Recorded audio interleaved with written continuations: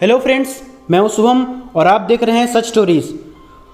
तो दोस्तों, वीडियो शुरू करने से पहले आपसे एक छोटी सी रिक्वेस्ट करना चाहूँगा। अगर आप इस चैनल पर नए आए हैं, अगर आपको मेरा वीडियो देखना अच्छा लगता है तो इस चैनल को ज़रूर से ज़रूर सब्सक्राइब कर लें और सब्सक्राइब बटन के बगल में जो बेल का आइकन है उसको भी आप प्रेस कर दें। तो बिना टाइम गवाए चलिए हम लोग शुरू करते हैं आज की वीडियो। तो ये कहानी जो है दोस्तों, वो जापानीज़ अर्बन लेजेंड की कहानी है। तो जैसे कि जापानीज़ अर्बन लेजेंड में की कहानियों में बहुत सारी अलग अलग वॉल्यूम्स होती हैं, बहुत सारे अलग अलग चीज़ें लिखी हुई होती है। तो उन सारे वॉल्यूम्स में से मैं आपको आज वैसे वॉल्यूम के बारे में बताना चाहता हूँ जो कि मुझे बहुत तक की सही लगा। ठीक है दोस्तों, तो जैसे कि ये जापानीज़ अर्बन लेजेंड की कहानी है तो इसका अभी तक कोई प्रमाण या प्रूफ ऐसा मिला नहीं है। तो ये कहानी शुरू होती है दोस्तों जापान में एक शहर में 19वीं सदी में। तो उस शहर में एक लड़की रहती थी जिसका नाम काशिमा रेको था। वो लड़की बहुत ही शर्मीली मिजाज की थी और वो ज़्यादा किसी से बात वगैरह नहीं करती थी। वो भी नॉर्मल लड़की की तरह थी। वो देखने में काफ़ी खूबसूरत थी। तो उसका जो व्यवहार था, बहुत शर्मिलापन जो व्यवहार था, इस व्यवहार के कारण बहुत सारे उसके स्कूल के दोस्त और उसके साथीगण उसको चिढ़ाया करते थे और उसकी मजबूरी का फ़ायदा उठाते थे। क्योंकि वो कुछ बोलती नहीं थी और किससे बात करती नहीं थी तो वो लोग बहुत ही परेशान करते थे काशिमा को। तो एक दिन क्या हुआ कि काशिमा जो थी वो स्कूल में अपना पढ़ाई ख़त्म करके वापस घर की ओर लौट रही थी। तो क्या हुआ कि कुछ लड़के जो है उसी सेम स्कूल के, उसी क्लास के उसके पीछे लग गए और उसे रास्ते भर परेशान करने लगे। तो काशिमा बहुत डर गई। वो धीरे धीरे अपने घर की ओर बढ़ ही रही थी, बट वो लोग जो थे लड़के लोग, वो लोग परेशान किए जा रहे थे। काशिमा को बहुत ही डर लग रहा था क्योंकि काशिमा के स्कूल से घर जाने के रास्ते में एक स्टेशन पड़ता था और काशिमा को जो है रेलवे लाइन क्रॉस करके अपने घर जाना पड़ता था। तो जैसे ही वो स्टेशन के नज़दीक पहुंची तो वो जो लड़के लोग जो उसके पीछे लगे हुए थे वो लोग उसे बहुत ही ज़्यादा परेशान करने लगे। ये सब देखकर काशिमा जो है वो बहुत तेज़ी से स्टेशन की ओर भागने लगी, इस सोच में कि मुझे स्टेशन के पास जाकर वहाँ पे कोई मिलेगा और उससे मैं मदद मांगूंगी। बट क्या हुआ कि जैसे ही काशिमा रेलवे क्रॉसिंग के पास पहुंची, उसका पैर जो है रेलवे क्रॉसिंग के रेलवे ट्रैक पर फंस गया और वो वहाँ पर जोर से गिर गई। उसके गिरने के बाद काशिमा को जो है बहुत ही खतरनाक पैर में चोट लगी और सर में भी चोट आई। इसके कारण जो है वह उस ट्रैक से उठ नहीं पा रही थी और काशिमा के पीछे जो लगे हुए लड़के लोग और उसके जो स्कूल के लोग थे वो लोग भी ये सब चीज़ देखकर वो भाग गए डर के मारे कि कहीं वो लोग भी ना फंस जाए इसमें। तो काशिमा को वहाँ बहुत दर्द हो रहा था। वो जो ट्रैक पर थी वो लेटी भी थी और वो चाह रहे थे कि वो उठ के जल्दी से वहाँ से भागे क्योंकि ट्रेन जो है कभी भी उस ट्रैक पर आ सकती थी। बट काशिमा के पैर में इतनी ज़्यादा गहरी चोट थी कि वो उठ नहीं पा रही थी।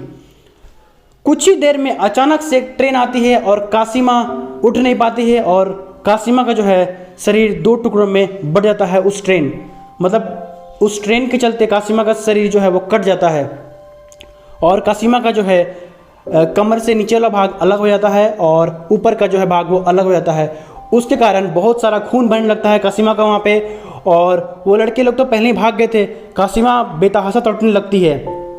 कुछ देर होने के बाद वहाँ पे स्टेशन का एक कर्मचारी भी आता है। वो भी देखता है काशिमा को तड़पते हुए, बट वो हेल्प नहीं करता और वो भी चला जाता है। तड़पते तड़पते काशिमा की कुछ देर बाद जो है वो मौत हो जाती है। तो कहा जाता है दोस्तों उसी टाइम के बाद से एक अधकटी लाश वाली भूत जो है जापान के अर्बन जगहों में सबको परेशान करती थी। और वो करती क्या थी, जैसे कि उसके स्टेशन के इलाकों में और उसके घर के गली में ये लोग को जो है मारती थी। और वो कैसे मारती थी मैं आपको बताता हूँ। वो अधकटी लाश लोगों के पास जाती थी अचानक से। मान लीजिए कि लोग जो है वो रात में अंधेरे में अकेले जा रहे हैं तो अचानक से वो अधकटी लाश जो है वो पहुँचती थी वहाँ पे और वो उनसे एक सवाल पूछती थी। सवाल था कि मेरे पैर कहाँ हैं।